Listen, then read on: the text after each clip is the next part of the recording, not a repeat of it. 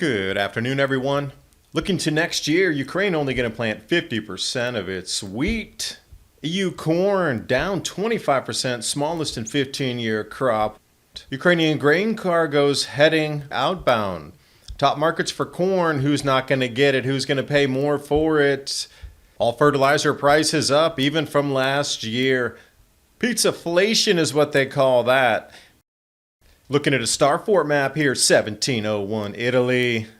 And sometimes we need a moment to just reflect on the beauty that's around us in the chaos.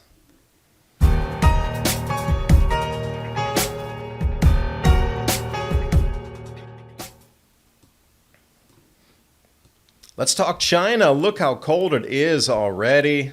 Gunhe, 37.5 degrees Celsius below zero. That's equivalent nearly to 37 Fahrenheit below zero. And look up in Beijing, also almost 11 degrees Celsius below zero, which brings it into the teens Fahrenheit. Already, look at the deep blues. And you don't think that's going to affect the last of the harvest there, as people would struggle to stay warm out in the fields? Taking a look at the corn markets, speaking of grains, largest importer, China, right there. With Mexico, Japan, Colombia, South Korea, and the rest of the list. So as crops become more and more expensive, the inputs and also the bottlenecks in shipping, Mississippi low water curbing U.S. corn exports. As you can see, there's going to be this knock-on effect from one country that normally imports looking on the world market elsewhere. And it's just going to be this pinball of continuous looking for new supply. Who has it? Who can actually deliver it? That's a different question to ask. Having it doesn't mean you can actually get it to point B. China's October corn imports falling by 57.9%. But look at that wheat. It seems like they're robbing Peter to pay Paul. And before it was corn and then the wheat was down. So you have to wonder, why are they importing so much wheat? Oh, those record cold temperatures I showed you in north and Heirloom in that area toward Mongolia, that's wheat belt, especially north of Beijing and to the east. And staying on wheat, 2023 spring plantings. Doesn't look like Ukraine is going to plant any more than possibly 50% of their normal acreage that they would put out. Begs the question, where is the wheat and the corn going to come from? Let's look at EU corn.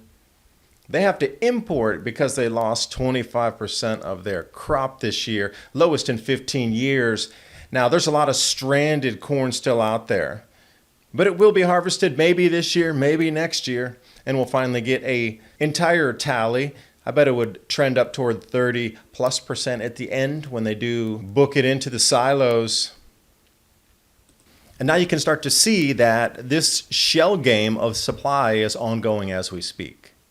Argentina couldn't supply the wheat to Brazil because they lost some 10 million tons of production as well of wheat.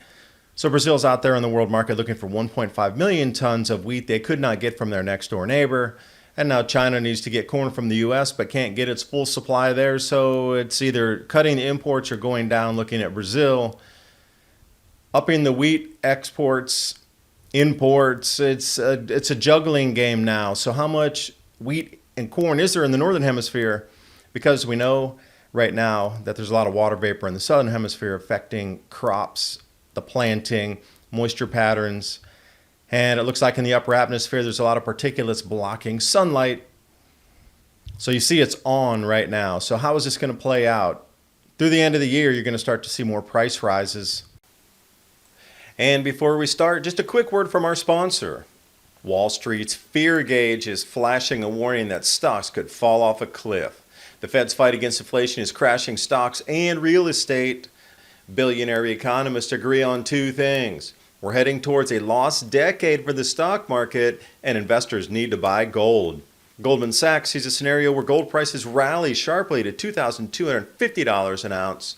And after millions of Americans have lost trillions from their retirement accounts, most investors are more concerned with return of their money than return on their money. Call the Patriot Gold Group today before it's too late. 888-546-7020. Mention the Adapt 2030 channel. You're going to get some first-class service. Your IRA can be in physical gold or silver, and you may qualify for the no fee for life IRA on qualifying rollovers. Keep in mind that Patriot Gold Group, Consumer Affairs top rated gold IRA dealer 6 years in a row. It'd be good to talk with them. 888-546-7020. And now on with the video. Because as of now, these are the countries that the grain is leaving the Ukraine and heading over to. Larger the square, the more imports there were from Ukraine in the Black Sea export corridor. So with the reduction of spring wheat planting in Ukraine by 50%, obviously every one of these squares is going to shrink in size.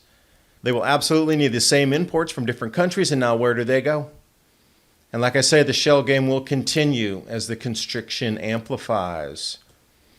So this is a real interesting chart here at the top. From November 21st, they have the different segments of time demarcated there with the FOB Black Sea and how the EU wheat exports were moving, constricted from March until November here. Looks like it's kind of flatlined, definitely taking a huge chunk off the world market there. And another real interesting nugget is the export since the beginning of the war, bottom left, that's showing you the actual transportation mode outbound. Ferry, road, rail, and port. And you look and you say, okay, a lion's share of that is port. So the rails, they're having difficulty getting enough fuel. The roads are broken up, and the ferry, obviously, it's a waterbound at the port. So when we look at that, what's happening with the ports in Ukraine?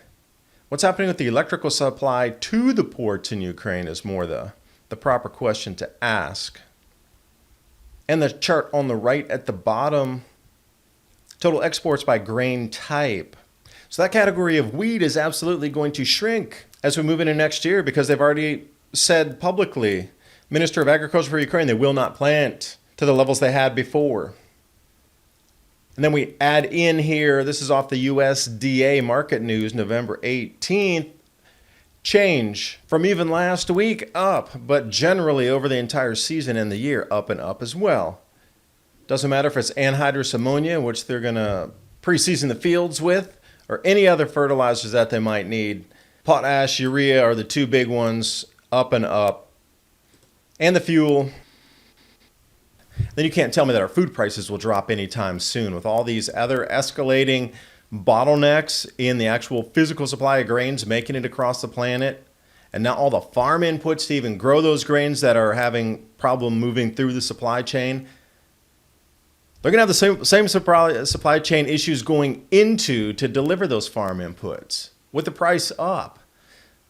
So whatever way you look at it, the grains are going to be more and more and more constricted. And then speaking of the grains, well, maybe not grains, but beans, check these out. Mung beans right here for you. Easy to cook, high protein source. You cannot, sprout these into microgreens, but these lentils you sure can. And the lentils, they come in different colors. I prefer just the orange one myself. Real soft, and also great microgreens come off of these. Look how easy that is to store. You just put it in a jar that you might have, and you got enough for, if it's 2 people, you're going to use probably 1/3 of the jar for that. In addition to other veg and things you're cooking, you got 4 people, use the whole jar. You can always have it as a leftover, a base for something else, as an omelet in the morning or whatnot. But if you're thinking about grains outside of the wheat and everything and the corn, then these are more of what it would be beans and legumes, for a better term. So you can start to look for the prices increases of those as people now start to switch away from corn and wheat to exactly these types of things on the world market, though. But these are grown way less than corn is globally or wheat.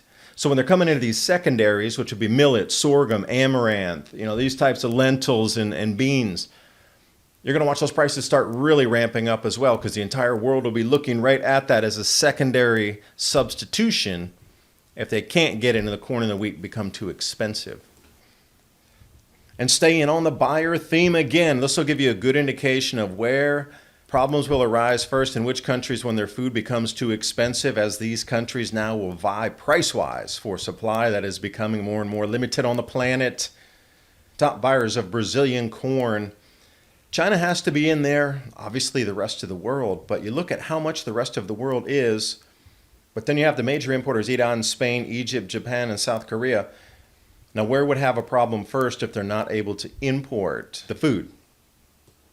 And anytime we have things like soy growing, then we're going to have soybean oil. So consumption of vegetable oils worldwide, this is a different look at canola oil, rapeseed oil, soybean, peanut. These types of oils that will be used for cooking are also field crops that are then crushed to create the oil. So if there's a problem with just regular corn and wheat out in the fields, there's going to be problems securing fertilizer at higher prices and farm inputs for oil seeds as well. So everything that is involved in farming is going to go up in the price. Oil seeds and grains, they're in the same boat. Well, we see palm oil increasing at a steady rate there, but they're so dependent on supply chains from equatorial countries that now we're getting into bottlenecks in supply chain and they're going to be affected there. Look at the soy. That's increasing because they're trying to move over to something called ag diesel or ag biodiesel using soy crush. And everything else that's on this list remains relatively the same. A little bit of sunflower oil increase, but it depends on what Ukraine's doing with that. One of the world's largest exporters. So that gives you a real good indication that you can see both the grains and the oils will increase along with the bean prices and the different legumes. So these are the base, what you consider staples. If you're going to go out and buy something in bulk, you probably want to have those because factories just take that and process it into a different food anyway. So you're saving yourself dealing with the middleman by just getting the bulk grain of this 50 pound, 20 pound, whatever, and then processing it yourself, cooking it to your own like, taste, flavors, doing a million things with it after that. Totally up to you. That's what cookbooks are all about, and finding something yum that you like, because you wouldn't want to store it if you don't like eating it. That's the number one thing to think about too. Storing these things, if I don't want to eat that, then it's just a waste of space. If I don't know how to prepare it, I can learn. But you really have to like the flavor and the taste profiles of the things you're storing. And then think about dual use. Microgreens, I can replant these, will grow into a different plant, and then I can cook it and eat it also. So I have 3 different for this one. This is pretty much just eating. But remember, this is the one that had the green outer coating on it. They just polish that off and then crack that, and then this is the end result. For example, pizza crusts here. Pizzaflation is what they call this. Cheesy pizza specials left. Medium pizza $7.99 last year. Medium pizza 1 dip $10.99 this year. Left side 2021, right side 2022. And you can easily see the increase. Look at that. Medium wings, 15 wings, medium, used to be $21.99, and now it's $28.99. And even the dips on an extra large pizza went from $12.99 to $15.99, $3 more for a little bit of extra sauce. As you can see now, this is getting down into the tomatoes and types of vegetables that are being used. So it's all encompassing. It doesn't matter if it's a vegetable, a fruit, a grain, or a bean, it's going up in price. Which makes me wonder, how many times have we been through this cycle before? Because it's mapped out, this grand solar minimum. We're back into it. The intensification phase is here. The volcanism has gone off to now start affecting crops globally. And it just seems the same things have happened again and again and again. Santini, Torino, near what is now Turin in Italy, 1701. Notice the star for it. Inside a fort, inside a fort. If you jump in on Google Earth, you can still see remnants of the inside fortification with the ramparts, but otherwise, it seems to have disappeared. I'm really curious how wide that would have been at the apex, because if a city block's a city blocks, that thing's miles wide. Which is why sometimes you just need a few moments to decompress and still see the beauty around us in this beautiful world that we live in. Which is what Ransom Godwin and myself talk about 10 p.m. to midnight every Thursday night. Revolution Radio Studio A, broadcasting out on 8 different platforms. And emergency food for those of you now looking. Adapt 2030, My Patriot Supply, the 3-month emergency food supply. All those links are in the description box below with tonight's images, stories, and graphics so you can do your own research. I do thank you for watching. Hope you got something out of it, and I'll see you next time.